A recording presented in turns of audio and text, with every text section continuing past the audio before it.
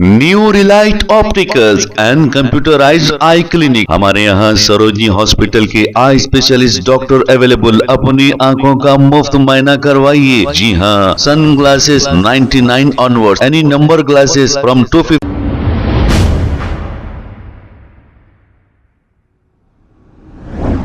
अस्सलाम वालेकुम नाजरीन, 7H न्यूज सच को रखे आपके आगे। Amjadullah Khan MBT spoke person ने ये कहा कि साबिका बीआरएस एमएलए बोधन, जिसका नाम आमिर शकील है, और इनकी फैमिली को यानी कि खास तौर पे इनके बेटे को नाजायज हिरासा किया जा रहा है। ये अमजदुल्ला खान ने ये कहा। इस पर अमजदुल्ला खान ने तमाम तफसीलात बताई है। आइए सुनते हैं ये रिपोर्ट। अस्सलाम वालेकुम, मैं अमजदुल्ला खान स्पोक्समैन एमबीटी। मैं फ़िलहाल जो हूँ जनाब मोहम्मद आमिर शकील साहब साबिक एमएलए बोधन बीआरएस पार्टी के मकान पर हूँ। एक्चुअली कल जो है एक वीडियो सोशल मीडिया पे मैं देखा, जनाब आमिर शकील साहब का जो वीडियो आया था, उस वीडियो में उनका कहना है कि वो पुलिस बहुत तंग कर रही है उनको और उनके फैमिली को। तो मैं उनसे तो राबिता क़ायम नहीं हो सका, लेकिन उनकी अहलिया आयशा फ़ातिमा से कल मैं बात किया था। इत्तेफाक से आपका ताल्लुक़ जो है हमारे चंचलगुड़े से है, तो मैं बात किया कि क्या है भाभी, क्या, तो पूरी तफसील आप सुनाए मुझे। एक्चुअली इशू ये है मेरा मकान पे आने का भी, कि ये केस को पूरा हम स्टडी करना चाह रहे थे। 24 दिसंबर 2024 के दिन जो है सुबह के अवलिन वक्तों पे आपका लड़का मोहम्मद राहिल आमिर एक गाड़ी से जाते वक्त जो सीएम का, जो पुराने सीएम का जो मकान था, उसके सामने बैरिकेडिंग पे कुछ छोटा सा टक्कर हुआ। क्योंकि आप यूएस में थे और शकील भाई जो है दुबई में थे, तो इमीडिएट लड़का जो है, जो दुबई में बीबीए पढ़ रहा हो लड़का, तो वो लड़का क्या किया कि इमीडिएट अपने मामू को कॉल किया। उनके मामू जो है इमीडिएट पंजागुट्टा पुलिस में इन्फॉर्म किए। बच्चा पीएस को गया। वहाँ पर जाने के बाद में जो है आके पूरा स्टेज जो है देख के ये बोले कि ज़रूरत पड़ी तो हम आपको बुलाएंगे। क्योंकि वो लड़के को कॉलेज ज्वाइन करना था, इमीडिएटली वो वापस दुबई चले गया। और इनके मामू यानी आपके भाई जो है पुलिस से राबता में थे, पंजागुट्टा पुलिस से। 3 दिन के बाद में इत्तेफाक से ये हुआ कि तेलुगु टीवी चैनल्स में एक रिपोर्ट आने लगी कि आमिर शकील का बेटा टक्कर मारा और पुलिस कोई एक्शन नहीं ले रही बोलकर। और जब से शकील भाई पॉलिटिक्स में आए हैं, तेलुगु मीडिया जो है वक्फे से उनके ख़िलाफ़ में कहीं ना कहीं एक ना एक मुहिम चलाते रहती। जब वो फर्स्ट टाइम एमएलए कॉन्टेस्ट किए थे, जब भी तेलुगु मीडिया एंटी रिपोर्ट्स देती रही। जब आप एमएलए थे 2 मरतबा, तो जब भी तेलुगु मीडिया, तो एक बात रहती कि पॉलिटिकल राइवलरी में। तो अब ये हुआ कि बोधन से आप एमएलए हारने के बाद में वहाँ पर जो सुदर्शन रेड्डी साहब कांग्रेस के जीते, बहुत सीनियर पॉलिटिशियन है, मेरे वालिद के साथ भी वो पहले मिनिस्टर भी थे। तो ये पता चल रहा है कि कहीं ना कहीं हमारे सुदर्शन रेड्डी साहब जो है टारगेट करते हुए ये फैमिली को परेशान करने की कोशिश कर रहे हैं, ताकि आमिर शकील की फैमिली दोबारा बोधन में आके फिर कदम ना जमाए अपने बोलकर। और उमन ऐसा होता है कि जो भी इख्तिदार पे रहता, सामने वाले मुखालिफिन को दबाने की कोशिश करता। लेकिन यहाँ पर इस केस में ये हो रहा है कि एक मासूम बच्चा, 2 पार्टियों के झगड़े में एक मासूम बच्चा मोहम्मद राहिल आमिर, जिसकी उम्र 21 साल है, still a student of BBA studying, उसको टारगेट बनाया जा रहा है। सियासत में जो है आपसी खुसूमत इख्तलाफात रहते, लेकिन बच्चों को उसका निशाना नहीं बनाया जाता है। यहाँ पर ना सिर्फ बच्चे को निशाना बना रहे हैं, बल्कि पूरे आमिर शकील साहब के एंटायर स्टाफ को, उनके ड्राइवरों को, उनके घर के नौकरों को उठा के लेके जाके वक्त ज़रूरत इंट्रागेशन कर रही। खुद आपकी अहलिया को भी कई बार पुलिस स्टेशन बुलाकर जो है कॉल्स आ गया। तो बहरहाल हमारा बोलने का मतलब ये है कि मेरा यहाँ पर आने का मकसद ये है कि कलमे की बुनियाद पर एक मुसलमान दूसरे मुसलमान का भाई होता है। और जब मैं कल आमिर शकील साहब का वीडियो देखा, यकीनन रात भर मैं नहीं सो सका, क्योंकि हम भी कई पुलिस का जुल्म सहे हैं। सालों से हम देखते आ रहे हैं कि किस कदर पुलिस देती। तो ये आज वीडियो बनाने का हमारा मकसद ये है कि वक्त के हुक्मरान जो भी हैं, रेवंत रेड्डी साहब हो या जो भी है, कि देखिए आज आपकी पार्टी पावर में, कल कोई और दूसरी पार्टी आ सकती, लेकिन जो पुलिस के ज़रिए जो आमिर शकील के ख़ानदान को परेशान किया जा रहा है, लड़का आया, आने के पहले तो LOC निकाले, फिर लड़का आया दुबई से, पुलिस में गया, 2 दिन उसको जेल में रखे। अब उसको क्या कर रहे हैं कि एक जुबली हिल्स का एक पुराना 2002 के केस में भी वो लड़के को मुलविस करने की कोशिश कर रहे हैं, जबकि ऑलरेडी जो है 2002 में तकरीबन 3 हफ्ते तक वो केस भी टीवी चैनलों की जीनत रहा कि आमिर शकील का बेटा एक्सीडेंट मारा, जबकि वो बाजुक था, कोई दूसरे गाड़ी चला रहे थे, तो वो केस में भी इन्वॉल्व करने की कोशिश करे जा रहे हैं। तो बहरहाल हमारा मैसेज चीफ मिनिस्टर से ये है कि आप चीफ मिनिस्टर सबके हैं, आप खाली कांग्रेस के नहीं है, सुदर्शन रेड्डी के चीफ मिनिस्टर नहीं है। और पुलिस डिपार्टमेंट, पुलिस कमिश्नर बड़े दयानतदार ऑफिसर है, उनके ताल्लुक से एक अच्छा इमेज है पब्लिक में कि he is a very good officer, non corrupt है, स्ट्रिक्ट ऑफिसर है। तो मेरी आपसे भी उम्मीद है कि बच्चे को आप ज़्यादा ये पॉलिटिकल राइवलरी में बच्चे के साथ मत करिए, दूसरे केस में डालने की कोशिश कर रहे हैं, अदालत है, अगर आप डालेंगे भी तो हम देंगे, बेल लेके आएंगे इंशाल्लाह। तो मैं हमारे अंजुम भाभी से, आयशा भाभी से गुजारिश करूँगी, एक्चुअल आप लोग इतना जुल्म सह रही, आज तक बात बाहर नहीं आ रही, ना आप कोई स्टेटमेंट दिए अभी तक, ना आपकी पार्टी की तरफ से कोई ऐसा वर्षन आ रहा अभी तक, क्यों ऐसा आप लोग खामोश बैठे हुए, समझ में नहीं आ रहा। अस्सलाम वालेकुम अमजद भाई। बात ये थी क्योंकि बच्चे का नाम बार बार उछल के आते रहता और गैर ज़रूरी कुछ ना कुछ उसके ऊपर बोलते रहते, तो हम सोचे बैरिकेड हिट करने के लिए तो इतना बड़ा कुछ ऐसा पनिशमेंट नहीं है। मैं जहाँ तक सुनी, मैं को जहाँ तक लॉ मालूम है, कुछ चालान रहता वो बन के निकल जाने का रहता। आपके खुद और 2 बेटियां LLM कर रही? जी माशाल्लाह अल्हम्दुलिल्लाह, मेरे खुद के 2 बेटियां LLM कर रहे और एक बेटी MBBS हो गया अल्हम्दुलिल्लाह।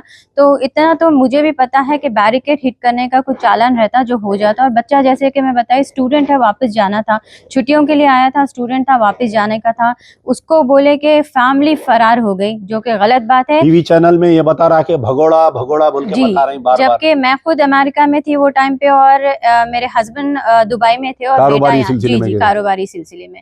तो उस दौरान वहाँ पढ़ रहा था, बच्चा खुद वहाँ पर पढ़ रहा है दुबई में। तो भाग्य जो बोले पहले अल्फाज वो गलत है, ऊपर से जिस तरह से उसके ऊपर हमेशा होते ही बच्चा PS को खुद गया था, बिल्कुल PS को ले लेके गए, वहां से PS से निकल के बच्चा घर आया, एक दिन घर पे रहा, दूसरे दिन उसके बाद पुलिस वालों ने जो तरीके से उससे वहां पर भी टॉर्चर किया, जैसे उसके साथ जो अल्फाज इस्तेमाल किए, जैसे हाथ मोड़े, जैसे बात किया, ये वो तो ऑब्वियस है। अपने वालिद को बताया तो उनको भी तकलीफ हुई, बोले ठीक है बेटे, वो बैरिकेड हिट करने का केस है, कुछ भी नहीं है, नॉर्मल है, आपकी स्टडीज है, आप आ जाओ वापस, बोल के बच्चे को वहां पर बुला लिए, क्योंकि उन्होंने खुद मौजूद थे वहाँ दुबई में और मैं थी अमेरिका में। तो ये सब हुआ, बच्चा गया, पहले तो बोले भाग गए, भगोड़े हैं, चले गए, पूरी फैमिली चले गए, ये हो गई, जबकि मेरी बच्ची MBBS पढ़ रही, इतने लंबे छुट्टियां ले नहीं सकती, जा नहीं सकती, बच्ची मेरी आई है। मेरी बड़ी बेटी दुबई में, ऑस्ट्रेलिया में रहती, लेकिन दुबई शिफ्ट हुए कोविड के वजह से।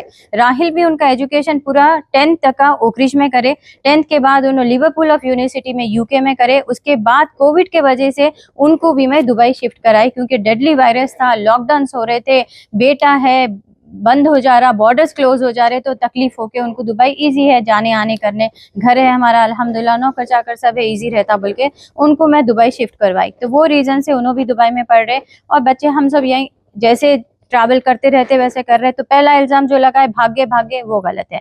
दूसरा, बच्चा एक्सीडेंट के बाद पुलिस स्टेशन गए बाद वहां से निकल के घर आया, घर से फिर बाद में नेक्स्ट डे वो ट्रैवल करा, दुबई गया, वो हो गया। उसके बाद लुकआउट सर्विस डाल दिए, उसको भगाने में लुकआउट नोटिस डाल दिए, उसको भगाने में हमारे पूरा स्टाफ हमारा जितना है, मेरे भाई, मेरे मामू, मेरा पूरा स्टाफ, घर में जितने आदमी हैं उनके सब के ऊपर ये लोग, मेरे दामाद, हर किसी के ऊपर केस डाल दिए।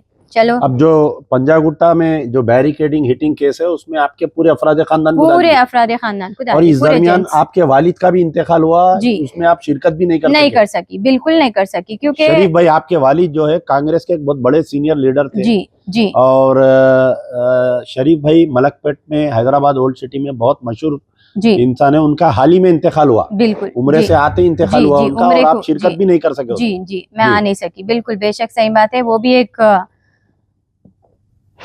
कहीं ना कहीं उसका भी अफसोस है। बहरहाल हालत इस तरह से बनाते आ रहे हैं कि अफसोस और तकलीफ में बस हो गई थी तबीयत, इसलिए मैं सोची अब मैं आके मीडिया में बोल लूं कि मेरे साथ और मेरे बच्चों के साथ, यहाँ तक कि 4 बजे रात को सहरी कर रहे बच्चियों को तक का फोन आया कि ये नंबर जिसका भी है उनको जुबली हिल्स पुलिस स्टेशन में आओ बोल के बोल रहे। उनको ये नहीं मालूम है नंबर किसका है या फिर उनको मालूम है ये नंबर किसका है। उनको भी हाँ फोन करके बच्चियों को मेरे 4:30 बजे के टाइम पे जब हम लोग सहरी कर रहे, जबकि बाद में बता रही हूँ, ये नंबर जिसका भी है जुबली हिल्स पुलिस स्टेशन को आओ, आपको बुला रहे साहब बोल के।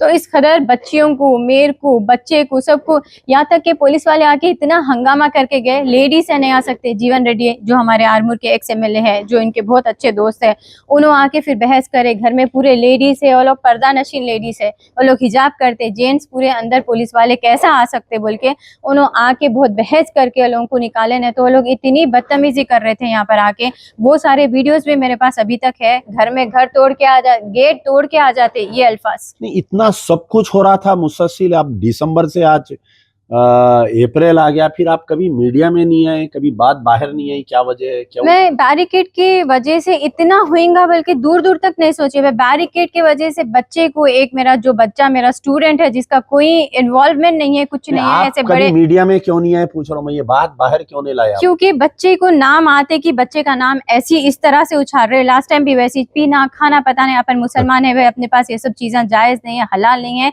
ये सब चीज अपन करते नहीं। वो एक चीज को देख के मैं बोली बच्चे का फिर से नाम अगर मैं कुछ लेकर आऊंगी, फिर ये लोग कुछ तो भी गैर जरूरी कुछ तो भी बोलते। ठीक है, छोटा केस है, बैरिकेड को हिट करने का केस है, इतना हो जाता क्या, इतना हो जा, और इतना तो हम सोचे नहीं। मैं बोल रहा हूँ ना, जब वो एयरपोर्ट से आया, एयरपोर्ट से आते कि जिस तरह से उसको पुलिस सराउंड कर ली, 6 अप्रैल के दिन आया, 6 अप्रैल के दिन सैटरडे रात में बच्चा आया। आते कि LOC दिखाए, LOC दिखाते कि एयरपोर्ट से अंदर इमिग्रेशन वाले छोड़ दिए। बाहर जब आया, मेरे से मिला, पूरे पुलिस वाले 15 पुलिस वाले अतराफ घेर लिए। तो मैं उनसे एक ही पूछी, आपके पास अरेस्ट वारंट है? बोले नहीं है। मैंने विदाउट अरेस्ट वारंट आप नहीं लेके जा सकते बच्चे को, मैं घर लेके जा रही हूँ बच्चे को, कल सुबह में मैं लेके आके कॉपरेट करो बोल रहे ना आप लोग, मैं कल सुबह में लेके आती हूँ। 9:30 बजे संडे के दिन 9:30 बजे से लेके मंडे 5 बजे तक का पूरी दिन और पूरा रात उसको पुलिस स्टेशन में बिठाए, बिना सुलाए के, बिना कुछ करे के, उससे इतना इंट्रोगेशन, बार बार वही बात, बार बार। और ये नहीं, ये बात पंजागुट्टे में जो हो रही है ये बैरिकेड की है, लेकिन पंजागुट्टे के पुलिस स्टेशन में, जुबली हिल्स के पुलिस स्टेशन पुराने केस में आप ये करे। जब टाइम हो चुका था ऑलमोस्ट इफ्तारी का, तो मैं बोली मेरे बच्चे के साथ मेरे को इफ्तारी करने दीजिए आप लोग।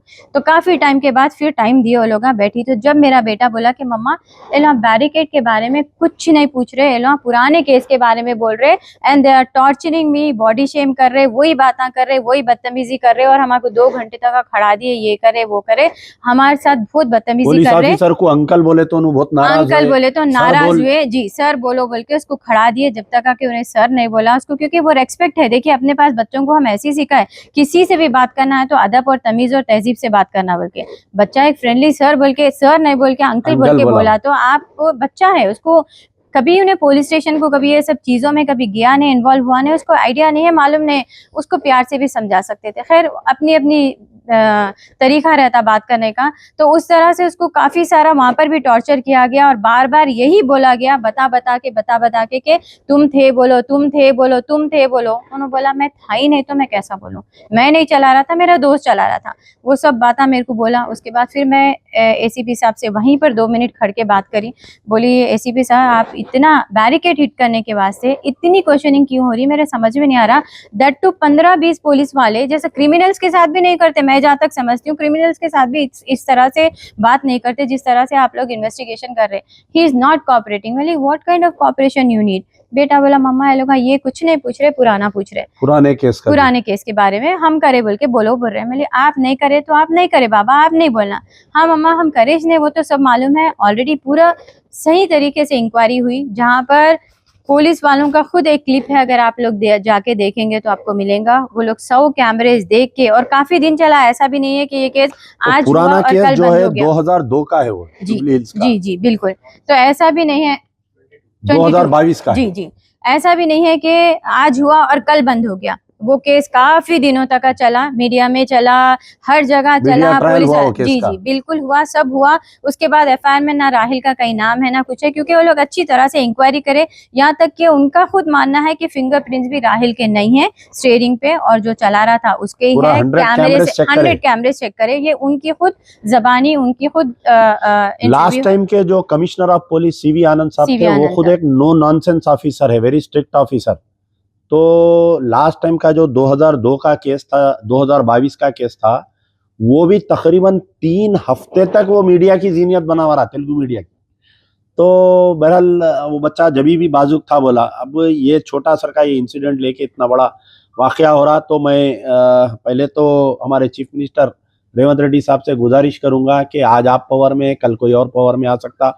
आप खुद पुलिस का जुल्म सहे हुए है, तो आप जो है फैमिली को टारगेट मत करिए। आमिर शकील से सियासी लड़ाई है। सुदर्शन रेड्डी साहब से अगर ये वीडियो उन तक पहुंच रहा, मेरे वालिद के साथ आप भी एमएलए थे, मिनिस्टर थे, आप एक सीनियर पॉलिटिशियन है।